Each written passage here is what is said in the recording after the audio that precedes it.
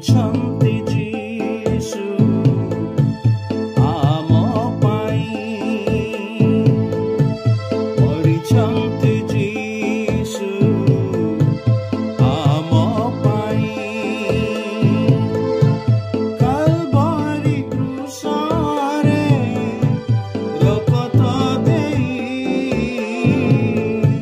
ମୋର ପାଇଁ ଆଉ ତୁମରି ପାଇଁ,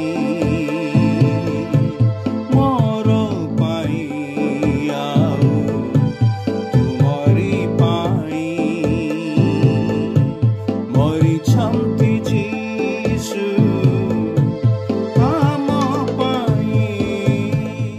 প্রিয় শ্ରୋତା ବନ୍ଧୁ, ପ୍ରଭୁ ଶ୍ରୀଖ୍ରୀଷ୍ଟଙ୍କ ବହୁମୂଲ୍ୟ ନାମରେ ଆପଣଙ୍କୁ ଶୁଭେଚ୍ଛା।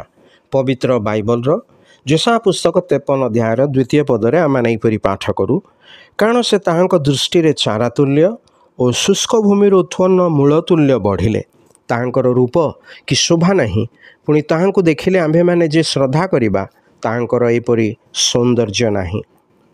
ଯେଶାୟା ଭବିଷ୍ୟତ ବକ୍ତା ପ୍ରଭୁ ଶ୍ରୀଖ୍ରୀଷ୍ଟଙ୍କ ତୁଳନା ଏକ ଚାରା ସହିତ କରୁଛନ୍ତି। ଚାରା ହେଉଛି ଏକ ବଡ଼ ଗଛର ପ୍ରାଥମିକ ଜୀବନ। ଚାରା ଅତି ନରମ ଥାଏ ବା କୋମଳ ଥାଏ। ଏହି ଅବସ୍ଥାରେ ତାହାର ବିଶେଷ ଯତ୍ନ ଆବଶ୍ୟକ ହୋଇଥାଏ। ତାହା ଶୁଷ୍କ ନ ହେବା ପାଇଁ ପ୍ରଚୁର ଜଳ ଆବଶ୍ୟକ।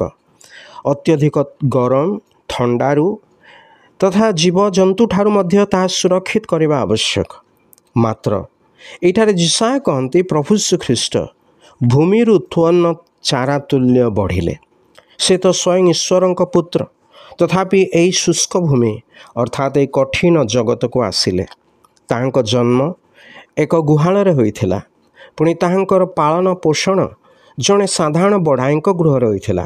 ନାଜରିତ ନାମକ ଏକ ନିଭୃତ ଗ୍ରାମରେ ସେ ଆପଣା ବାଲ୍ୟକାଳ ବିତାଇଥିଲେ। ଯେଉଁ ଗ୍ରାମରୁ କେବେ କୌଣସି ମହାନ ବ୍ୟକ୍ତି ଉତ୍ପନ୍ନ ହୋଇନଥିଲେ, ତାହାର ସାମାଜିକ, ଆର୍ଥିକ କିମ୍ବା ରାଜନୈତିକ ଅବସ୍ଥା ସ୍ୱଚ୍ଛଳ ନଥିଲା। ସେଠିକାର ଲୋକେ ଉଗ୍ର ଓ ହିଂସକ ଥିଲେ। ସେହି ଗ୍ରାମରେ ଲାଳିତ ପାଳିତ ହୋଇଥିବା ଯୀଶୁଙ୍କ ଉପରେ ସେହି ଲୋକମାନେ ଥରେ ଏହିପରି କ୍ରୋଧାନ୍ୱିତ ହେଲେ ଯେ ସେମାନେ ତାହାଙ୍କୁ ଗ୍ରାମରୁ ବାହାର କରି ନେଇ ଏକ ଉଚ୍ଚ ପ୍ରସ୍ତର ଉପରୁ ତଳକୁ ପକାଇ ଦେବାକୁ ଉଦ୍ୟମ କରିଥିଲେ। ନିଥନିଏଲ ନାମକ ଜଣେ ବ୍ୟକ୍ତି ପ୍ରଶ୍ନ କଲେ, ନାଜରିତରୁ କି କୌଣସି ଉତ୍ତମ ବିଷୟ ଉତ୍ପନ୍ନ ହୋଇପାରେ? ହଁ, ସେହି ନାଜରିତ ଭଳି ଅସମାନ୍ତର ଆବଡ଼ା ଖାବଡ଼ା କଠିନ ଭୂମିରେ ସେ କାହିଁକି ବଢ଼ିଲେ? ଯିଏ ସେହି ସ୍ୱର୍ଗର ସୁଖରେ ବାସକାରୀ ପ୍ରଭୁ ଯୀଶୁ ଆମ ପାଇଁ ନିଜକୁ ଏତେ ଦୀନ ଓ ନମ୍ର କଲେ।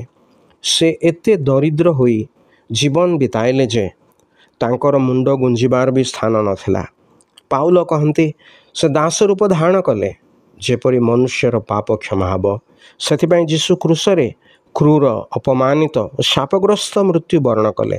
ଏହାର ଉଦ୍ଦେଶ୍ୟ ଥିଲା ଯେ ତାହାଙ୍କ ମୃତ୍ୟୁ ଓ ପୁନରୁତ୍ଥାନ ମାଧ୍ୟମରେ ମନୁଷ୍ୟ ଯେପରି ପାପ କ୍ଷମା ଓ ପରିତ୍ରାଣ ପ୍ରାପ୍ତ ହୋଇପାରେ। ହଁ, ସେହି ପ୍ରଭୁ ଶ୍ରୀଖ୍ରୀଷ୍ଟଙ୍କ ମୃତ୍ୟୁ ଓ ପୁନରୁତ୍ଥାନ ଦ୍ୱାରା ହିଁ ଆମେ ଅନନ୍ତ ଜୀବନ ପ୍ରାପ୍ତ ହୋଇପାରୁ। ଯିଏ ଆମ୍ଭମାନଙ୍କ ନିମନ୍ତେ ଶୁଷ୍କ ଭୂମିରେ ଉତ୍ପନ୍ନ ଚାରା ତୁଲ୍ୟ ବଢ଼ିଲେ, ସେହି ଯୀଶୁଙ୍କଠାରେ ବିଶ୍ୱାସ କରି ଆପଣ ଯେପରି ଅନନ୍ତ ଜୀବନର ଅଂଶ ହୋଇପାରିବେ, ଆପଣଙ୍କ ପାଇଁ ଆମର ପ୍ରାର୍ଥନା।